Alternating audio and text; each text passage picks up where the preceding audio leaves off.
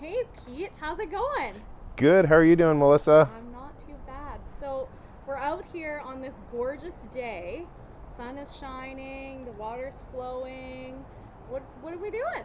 Well, Gail asked us to prepare a couple of videos about reporting crime, things that people see happening in the Tseshaht First Nation. So this is the beginning of that, I guess.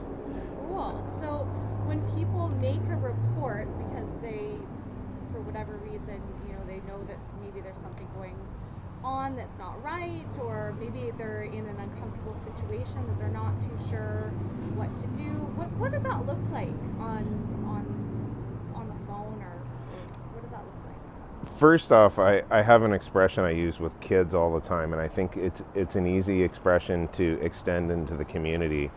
And I just say, when in doubt, call.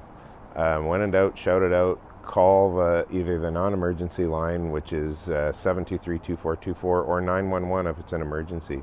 If you're not sure, someone else is not going to be sure either, and it probably is one of those things that needs to be talked about. Trevor Little told me one time he spoke to a young man who had picked up a bicycle and started walking away with it, and he said, "You knew that was wrong. You knew you shouldn't have taken the bicycle." And the young man said, "Yeah, you're right," and he immediately put it back. So no harm, no foul.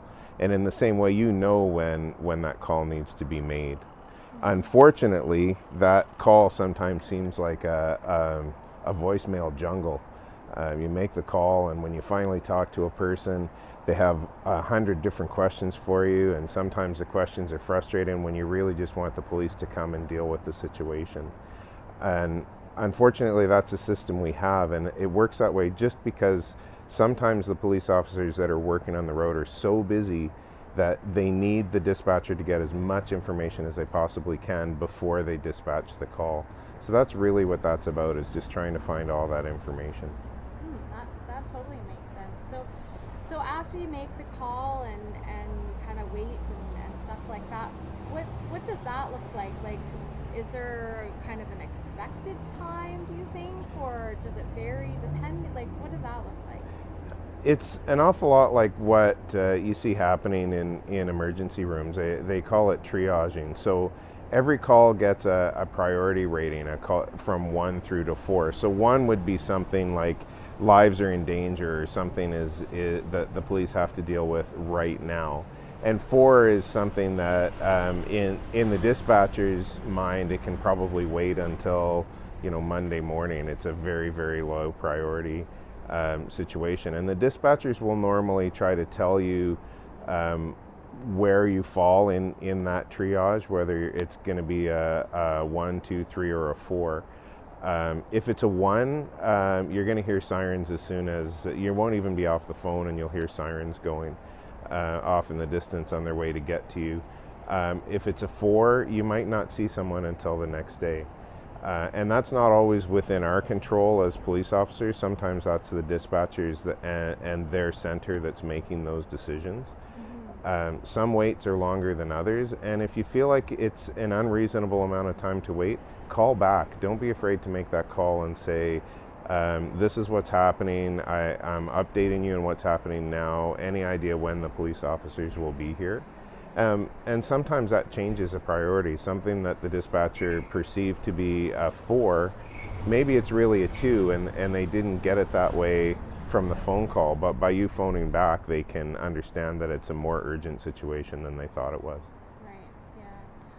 So how have we been doing here in Tseshaht? Like, have you had lots of calls, and like, what does that look like? Well, as a lot of folks know, we had an incident early in July that upset a lot of people, myself included, and it took some time for those calls to happen. And the good news is that since then, I think we're getting a lot more calls. Last week, I was working on the month-end reports that we do every month, and I saw some really good calls taking place from Tseshaht. On paper, it looks like our call volume is way up when it jumps in number, but when you start reading what the calls are, it means that people are calling about things that are happening. One of them, in particular, a driving incident that was happening at the five-way up here.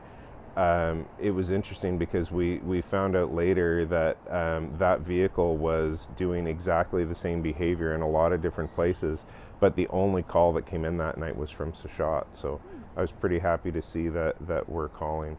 But that doesn't mean we should stop either. It means we should keep making those calls. If things are happening down by the river at night, don't be afraid to make the call. It doesn't always mean that the police are coming right away, but it means that the police know about it, so that when managers start looking at where the calls are coming from and what's going on, they can start pushing for patrols or have members come in and overtime to spend time in problem areas.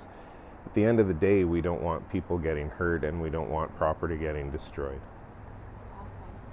Well, any other comments that you want to make? I think that covers a lot of stuff today. I think that's awesome. Yeah, I think you had a lot of good questions there. So I do want to acknowledge the folks that have been making the calls lately.